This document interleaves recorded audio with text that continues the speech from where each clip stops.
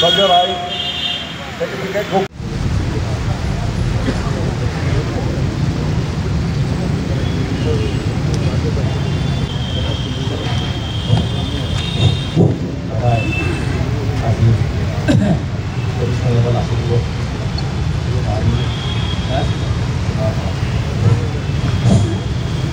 উদযাপন কৰিবলৈ আছে তাত আজি আমি আহি তেখেতলোকক সহযোগ কৰি আজি মৈদাম তপন কাৰ্যসূচী কৰিবলৈ ওলাইছোঁ ইয়াতে আমি মৈদাম তপনসূচীত আজি পৰিমাণে আৰম্ভ কৰিম এতিয়া আৰু আমি যি আমাৰ আটাই আহোমসকলৰ যি আইচিংলা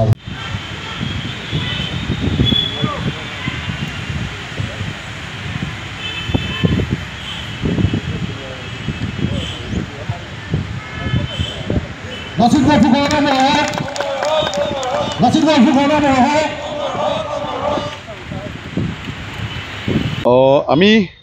লাচিত সেনাই যোৱা বৰ্ষৰ পৰাই নৌকাযাত্ৰাটো আৰম্ভ কৰিছোঁ আৰু আচলতে এটা কথা হ'ল কি নৌকাযাত্ৰা আৰম্ভ মানে কৰাৰ এটা উদ্দেশ্য আছে উদ্দেশ্যটো হৈছে কি অসমত আমি লাচিত বৰফুকনে যি ধৰণে আমি এতিয়াৰ প্ৰজন্মই আমি জানো তাতকৈ বহুখিনি জানিবলগীয়া আছে কিয়নো আমি লাচিত বৰফুকনে যিটো ধৰণে আমি বুৰঞ্জীত পাইছিলোঁ বা আমি তেখেতৰ বিষয়ে আমি যিমানখিনি পঢ়িবলৈ পাইছিলোঁ বা জানিবলৈ পাইছিলোঁ এই গোটেই কথাখিনিত এটাই কথা জানিছিলোঁ যে লাচিত বৰফুকনে অসমৰ কাৰণে তেখেতে যুঁজ কৰিছিলে তেখেতে এটা অসমৰ সেনা বাহিনীৰ তেখেতে নেতৃত্ব বহন কৰিছিলে আৰু অসমৰ প্ৰত্যেকটো জাতি জনগোষ্ঠীৰ সমূহ মানে সন্মিলিত এক শক্তিৰ তেখেতে নেতৃত্ব বহন কৰিছিলে আৰু এই নেতৃত্বটো বহন কৰিবলৈ যাওঁতে তেখেতে এনেই পাৰত থাকি তেখেতে মন্ত্ৰণা কৰিয়ে তেখেতে যুদ্ধ জয় কৰা নাছিল তেখেতে যুদ্ধ জয় কৰিছিলে বহু সুদীৰ্ঘ 4 বছৰ দিন তেখেতে দুইটা পাৰৰ সংমিশ্ৰিত এক মানে সমিল মিলৰ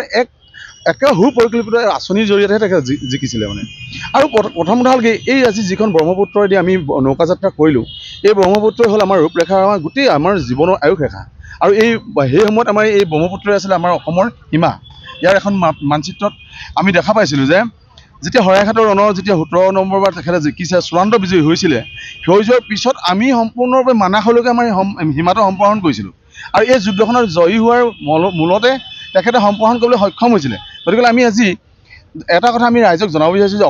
অসমবাসী ৰাইজক তথা আমাৰ ভৱিষ্যত প্ৰজন্মক আমি জনাবলগীয়া হৈছে যে লাচিত বৰফুকনৰ মানে আমি যি ধৰণে পূজা কৰিব লাগিছিল আজি তেনেকুৱা এটা মানে হোৱা আমি দেখা পোৱা নাই কিন্তু আমি ভাবোঁ যে উঠি অহা প্ৰজন্মক আমি জনাব লাগিব যে লাচিত বৰফুকন কোন আছিল আৰু লাচিত বৰফুকনে অৰিজিনেলি তেখেতে অসমখন সুৰক্ষাৰ কাৰণে কি পন্থা অৱলম্বন কৰিছিল তেখেতে কি ধৰণে যুঁজ কৰিছিল আৰু সেই যুদ্ধৰ কলা কৌশলবিলাক বৰ্তমান অৱস্থাত আমাৰ প্ৰয়োজন আছেনে নাই আৰু এই প্ৰয়োজনীয়তাখিনি নিৰ্ধাৰণ কৰিবলৈ যাওঁতে আমি দেখা পাইছোঁ যে বৰ্তমান সময়ত বিভিন্ন সময়ত মানে বিভ্ৰান্তিকৰ কিছুমান কথা ওলাই পৰে যে শৰাইঘাটৰ ৰণত যেতিয়া যুঁজখন জিকিছিলে তেতিয়া মানে বহুকেইজন আমাৰ তেখেতৰ লগত সৈন্য আৰু বিষয়ববী আছিল যিসকলৰ নাম আজিলৈকে ওলাই নাহে মানে আমি সেইকাৰণে চেষ্টাহে কৰিছোঁ যে লাচিত বৰফুকনক যদি প্ৰকৃতাৰ্থত আমি সন্মান জনাব লাগে তেন্তে আমি নাৱতে কৰিব লাগিব কিয়নো তেখেতে নৰিয়া ৰেহাই নাৱত উঠি মোগলৰ বিৰুদ্ধে তেখেতে যুঁজ কৰিছিলে আৰু যুঁজত তেখেতে নৰিয়া ৰেহাই যিখন যুঁজ কৰি পেলাই চূড়ান্ত বিজয়ী হৈছিলে সেইখন যুঁজে অসমৰ সীমা আৰু অসমৰ ভাগ্য নিয়ন্ত্ৰণ কৰিছিলে আৰু আমাৰ ভৱিষ্যত প্ৰজন্মক যি ধৰণে সুৰক্ষিত কৰিছিলে আজিও আমি অসমত থিয় হৈ লাচিতৰ দেশৰ মানুহ বুলি আমি ক'ব পাৰিছোঁ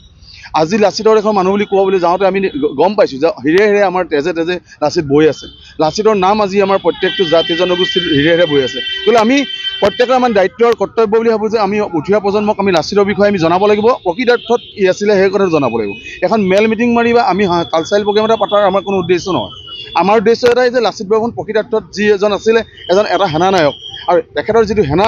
এই সেনাটো চৰকাৰে প্ৰতিষ্ঠা কৰক অসমত আৰু লাচিত বৰফুকনৰ নামতে লাচিত বৰফুকন বেটেলিয়ান হিচাপে তেখেতে নামাকৰণ কৰি অসমৰ যিটো আমাৰ ভূমিপুত্ৰসকলক তেখেতে সেই সেনা বাহিনীটোত নকল কৰি আৰু তেখেতলোকক লৈ পেলাই এখন অসমৰ সীমা সুৰক্ষাৰ অসমৰ মানচিত্ৰ সুৰক্ষাৰ কাৰণে সেই সেনা বাহিনীটোক প্ৰয়োগ কৰক এতিয়া প্ৰথম কথা হ'ল কি আজি অতি দুখেৰে আপোনালোকক মই জনাব বিচাৰোঁ যে চৰকাৰৰ বিভিন্ন কামত বিভিন্ন কৰ্মৰাজিক আমি সমৰ্থন জনাওঁ বিভিন্ন কৰ্মৰাজি আমি তেখেতলোকে দেখা পাইছোঁ যে লাচিত বৰফুকনৰ ওপৰত তেখেতলোকে প্ৰজেক্ট কৰিছে এইফালে মূৰ্তি বহুৱা প্ৰজেক্ট কৰিছে বা বিভিন্ন ধৰণৰ কিছুমান কাম কৰিছে কিন্তু অত্যন্ত দুখৰ কথা যে আজি লাচিত বৰফুকনৰ শিলা স্তম্ভৰ তলত বন্তি প্ৰজ্বলন কৰিবৰ কাৰণে আমাক অনুমতি প্ৰদান নকৰিলে আৰু দ্বিতীয় কথাটো হ'ল কি তেখেতলোকে সেই স্থানতে লাচিত বৰফুকনৰ নামত অনুষ্ঠান কৰিছে আৰু অত্যন্ত দুখজনক আৰু দুৰ্ভাগ্যজনক কথা যে তাত আমাৰ উপায়ুক্ত মহোদয়ৰ কাৰ্যালয়ৰ কোনোবা এজন আহিছে আহি পেলাই তাত এনেই কোনোবা এজন কোনো বিষয়াজনৰ নাম চাম কথা নাই তেখেত 4th গ্ৰেড চাকৰিয়ে কৰে নে 3rd গ্ৰেড কৰে নাজানো আহিছে চাকি এগছ জ্বলালে লাচিত দিৱস হৈ গ'ল এইটো পৰ্যায়ত চৰকাৰে লাচিত বৰফুকনক উপলুঙা কৰি আছে।